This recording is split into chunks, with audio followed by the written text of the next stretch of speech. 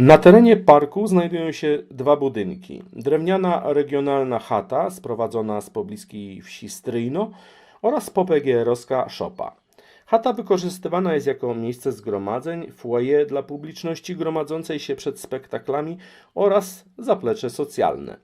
W 1995 roku Staniewski dał zadanie wyszukania w okolicznych wsiach odpowiedniego starego budynku drewnianego, który można by dyslokować.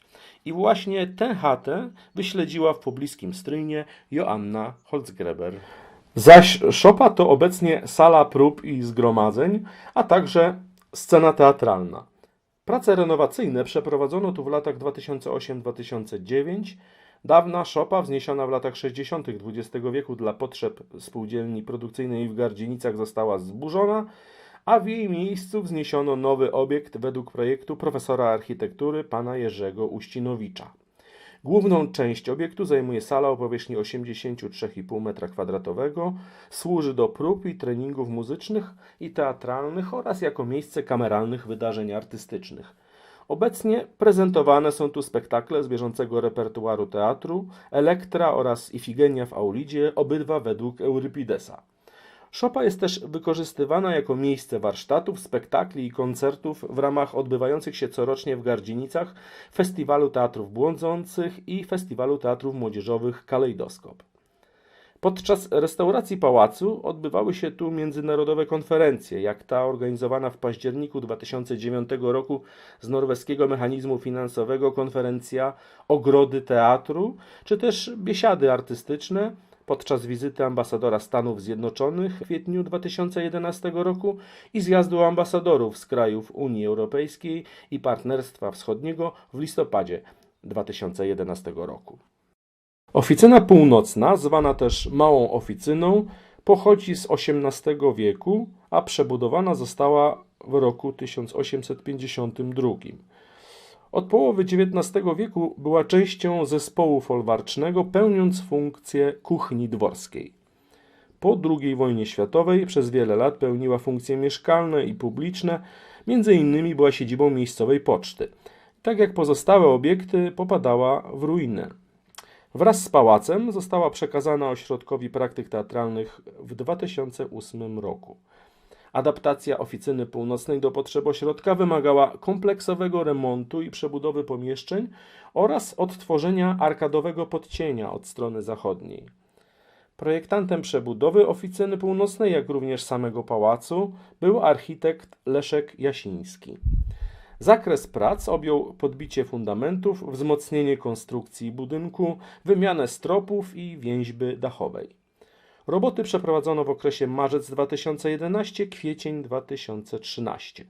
Obecnie w budynku mieści się recepcja obsługująca uczestników wydarzeń artystycznych, zaplecze biurowe, kilka pokoi gościnnych. Mała oficyna pełni też rolę pracowni historii bliskiej z pamiątkami dokumentującymi historię regionu. Spichlerz pochodzi z połowy XIX wieku, był częścią zespołu folwarcznego, podobnie jak Oficyna Północna. Po reformie rolnej z 1944 roku użytkownikiem ziemi i budynków folwarcznych była Rolnicza Spółdzielnia Produkcyjna, która w latach 90. XX wieku przeszła w prywatne ręce. W latach 90. Spichlerz stanowił prywatną własność, był użyczany ośrodkowi i służył do realizacji licznych międzynarodowych przedsięwzięć artystycznych. Od 2004 roku jest własnością Ośrodka Praktyk Teatralnych Gardzienice.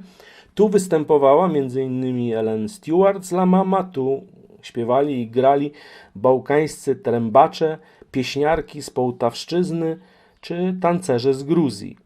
Tutaj grano większość spektakli Akademii Praktyk Teatralnych Gardzienice. Odyseja, Ifigenia Cygańska, Nieludzka Komedia, Waza François i Znak Kaina.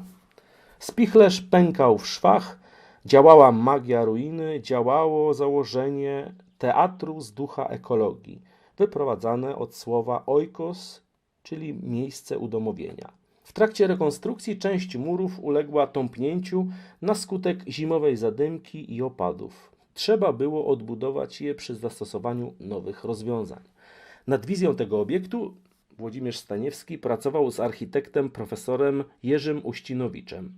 Staniewski chciał w głównej sali widowiskowej w budynku Spichlerza uzyskać 5-sekundowy pogłos.